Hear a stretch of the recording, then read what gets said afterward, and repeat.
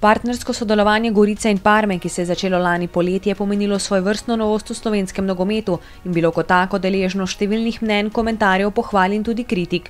Za slovenske razmere nevsakdanja nogometna zgodba je vrhunec doživela zmago v finalu pokala, toda že dober mesec pozneje precejšen padec.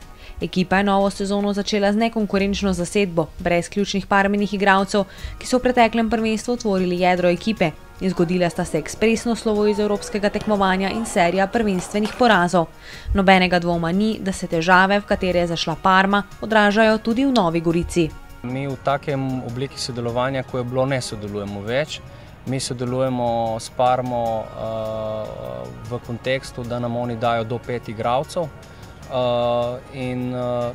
Tukaj se zadeva praktično zaključi. Imamo tudi določene povezave, pomagajo nam iskati sponzorje in določene donatorje, ampak to ne pokrije celotnega proračuna, tako kot smo bili lani dogovorjeni.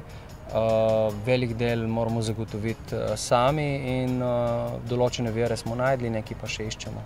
Aktivnosti na področju sestavljanja proračuna gredo seveda z roko v roki s kadrovskimi zadevami. Predsednik takole primerja lansko in letošnje kadrovanje. Lani je prišlo ogromno igralcev, ki jih nobeden praktično ni poznal. Jaz mislim, da je bila letos izbira dosti bolj premišljena. Morate vedeti, da tudi mi lani na začetku nismo imeli sestavljene ekipe, ki se je potem na koncu pokazala in tisto finale pokala tudi zmagala. In je bilo dosti pomislekov in skepse in dosti tudi očitkov, da so to tretjeligaški igralci. Jaz mislim, da bo letos ekipa boljša, to je moje mnenje. Bomo pa normalno to videli skozi sezono. Po nelagodju ob nastopu v predkrogu Lige Evropa, ko se je hitro pokazalo, da so ambicije po preboju proti skupinskemu delu nerealne, so se v goriškem taboru hitro organizirali in se sami podali v iskanje ustreznih okrepitev.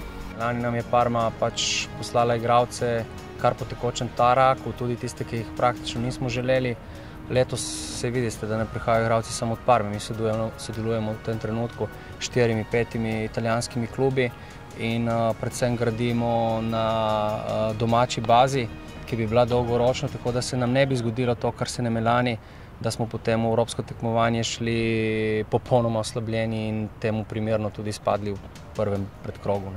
Športni direktor Michele Dalcin se je v zadnjih dneh prestopnega roka še enkrat odpravil v Italijo, kjer ureja podrobnosti povezane z zaključkom prestopnega roka. E quindi io non vedo che ci siamo indeboliti dall'anno scorso, anzi sono fiducioso per il futuro, che se questa squadra avrà continuità e avrà i risultati dell'anno scorso che andremo in Europa League, potremo finalmente giocare l'Europa League con una squadra competitiva. Senza cambiare o stravolgere tutta la squadra ogni anno. Na podoben način razmišlja tudi trener Apoloni, ki se je otresel pritiska uvodnih porazov, ki so načeli tudi psihološko stabilnost ekipe. Vzdušje je torej po prvih točkah spodbudno. In questo momento qui sono contento di quello che c'è. È chiaro che però la squadra manca in alcuni elementi, quindi stiamo cercando di far arrivare quegli elementi che possono andare a occupare o a migliorare la squadra. Mnogi so mnenja, da bodo v Novi Gorici vseeno težko našli takšnega igralca, kot je bil Massimo Coda, ki se ne bo vrnil v Slovenijo. Apoloni vseeno upa, da bo lahko na igrišče poslal zamenjavo zanj. Coda aveva delle caratteristiche, è stato bravo a sfruttarle al massimo giocando in un modulo che esaltava le sue qualità. Io spero che possa essere Maisa, che possa essere Arcion, che possa essere Zigon, che possa essere Zuzanovic, MT, Makiwa. Io spero che possano essere loro. La disponibilità c'è, ripeto, questa è la cosa più importante. Ko je govor o sestavljanju ekipe, se vedno poraja tudi vprašanje, ali se je moč prebiti v vrh slovenskega nogometa zgolj z domačimi igralci. V Sloveniji so prav tako kvalitetni nogometaši. Vidi se, da nekateri iz drugih klubov odhajajo v tujino, to se pravi, neki je na temu. Je pa res, da je pač, kar se naše situacije tukaj tiče, je bila pred prihodom, da tako rečem, Parme, situacija zelo kritična. S tem prihodom smo pridobili nekaj, oziroma nekaj, kar en del italijanskih oziroma igralcev iz drugih držav, tako da mislim, da zame je to ena pozitivna stvar.